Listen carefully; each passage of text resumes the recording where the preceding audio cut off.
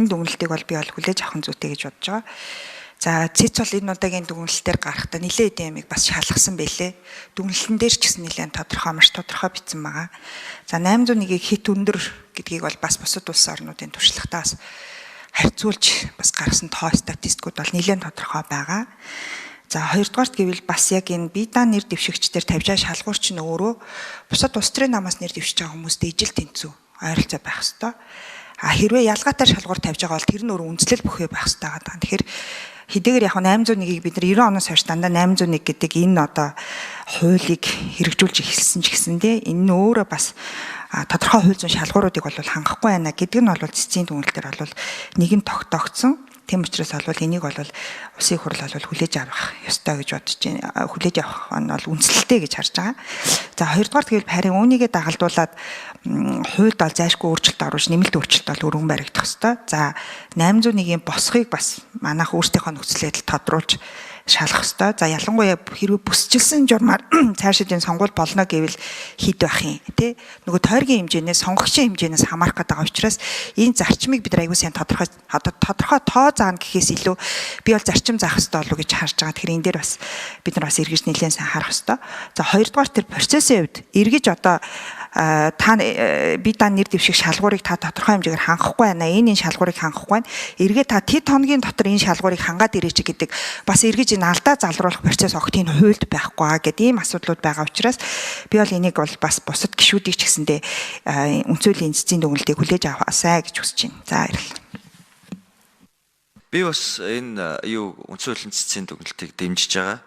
Энэ босгыг бол буулгах нь зөвөө. Би яагаад тэгж үзэж байна гэхээр нэрээ энэ үндсэн хуулийн цэцгийн үндсэлтэй мондог хандсан байна. Юу гэвэл энтхгийн босго нь тэр бүм 400 сая хүнтэй орны босго нь 10 хүн байгаа байхгүй. Их Британийн 10 хүн. Тэгэхээр бид нар ийм том орнууд ийм бага босготой байж хахад бид нар 800 хэдэн хүний босго тавьчаа сууж ийн гэдэг бол өөрөө нэрээ энэ олон улсын жишгээ харахад арчилсан орнуудын жишгээ харахад бол арай өндөр байна. Нэг арайч биш. Хамаагүй өндөр байна гэсэн үг. Хоёрт энэ дээр би нэг зүйлийг хэлмээр байна. Энэ 801 гэдэг тоо яг нөгөө нам байгуулахад 801 хүний гар үсэг авч байгаа шүү дээ. Тий. Тэгээ нөгөө 92 он. Тэгээ тэр баримжаа сэтгэл зүйд нь ингээ үлдсэн яваад байгаа юм болов уу гэж бодож байгаа. Гэхдээ үнэхээр энэ тэгж болохгүй. Яг тэгвэл нам байгуулна гэдэг бол үндэсний хэмжээнд тэр нам хэдэн 126 хүн дэвшүүлж болох субъект буюу этгээдийг байгуулах тооны хэмжээнд хувь хүн нэрээ дэвшүүлэх шалгуурыг аваач тавьд гэдэг чинь бол жинхэнэ логик айгүй уялдаагүй юм байна.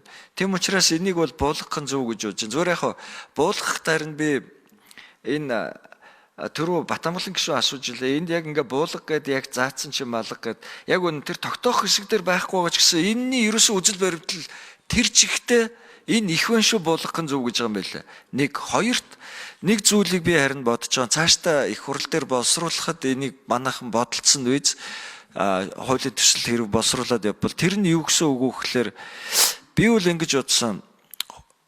Сонгуулийн ерөнхий хороо тухайн жилдээ сонгуульд оролцох намуудын нөгөө гишүүн дэвшүүлэх баг хурал байна шүү дээ. Одоо өөрийнх нь хамгийн бага гишүүттэй баг хуралтай намын нэр дэвших босгоор нь тоогийн тэр жилдээ л тогтоогод өгч.